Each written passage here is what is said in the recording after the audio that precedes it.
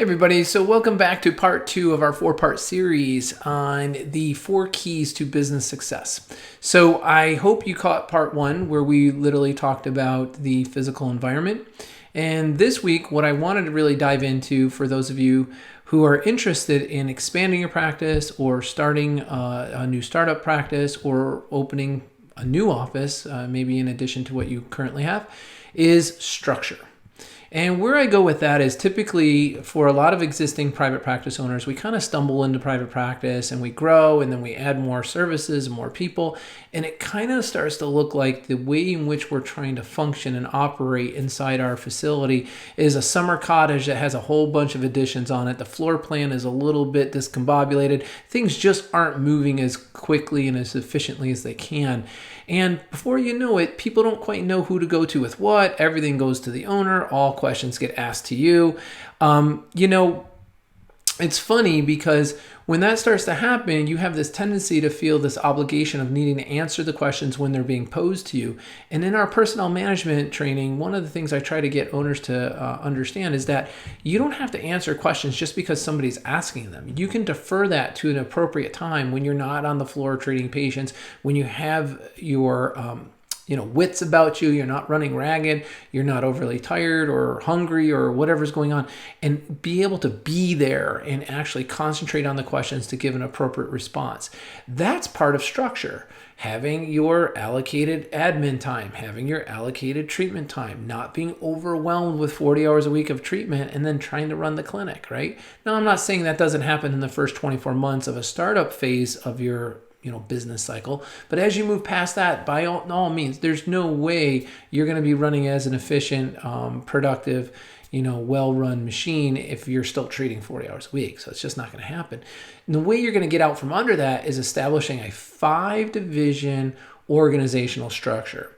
And each one of these divisions must lay out who's going to be working within this division. What are their positions in the company within that division? Such as Division 1, the administration division, let's say. Let's just take that as an example.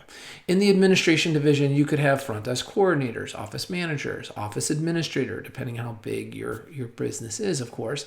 And these people are going to be responsible for things. Now we're talking about their duties, right? Or their hat, if you will. I love the word hat. Just kind of really shows what you're responsible for.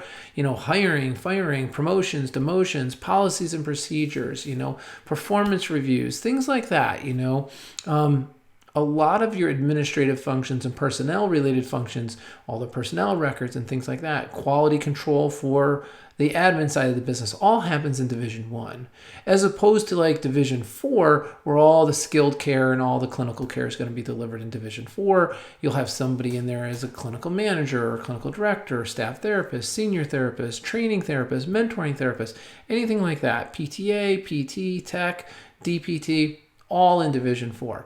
So before I bounce around anymore, I think you're getting the idea that once we know who's who and where they are, then we can define what the communication channels are like and what the command channels are like, so that everybody knows who to go to with what and who's in charge of what.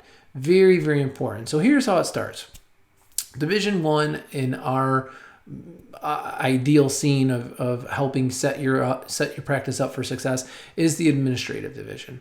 Division 2 would be the marketing division. Now, marketing is internal and external. It's hunting and farming. Whole lot of things to learn about marketing so that you can build the right brand and build the right reputation and reach far out into the community. Division 3 is finance division. Again, 2 sides of this finance division: money in, money out, billing, bookkeeping. So you really want to understand who's in charge of this division, what are the statistics that are being kept on the individual members within that division, and what are the overall divisional statistics that measure the success of the group of people within that division. And that goes for every single division. Division 4 is the clinical division, as I already shared with you, the production division. Division 5 is the executive division. Now, the executive division, where the CEO is planning, strategies, key performance indicators, growth and expansion or scaling and growth. 2 totally different things.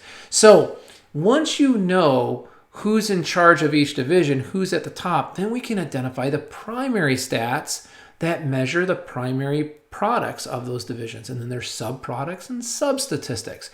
I can tell you, the more accurate you are in identifying the primary and sub-products, primary and sub-statistics, the more easy, or let's see, the easier time you're going to have of it to manage that division to get the goals achieved, to get the products in abundance.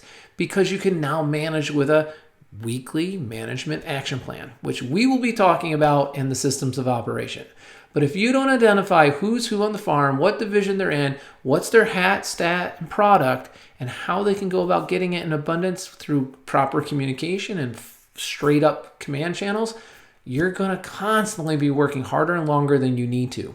So that's my advice in this 4-part series on how you're going to start actually identifying the key element in your practice that's actually strong and doing well, and which key element is weak and needs help so that you can put some time and attention on it. So I hope you enjoy this. Please, by all means, if you haven't already, check out our website. Go to www.megbusiness.com and check out that resource tab. It is completely free for you. We have common and modern trends for 2022 and beyond in order to run the optimum physical therapy practice.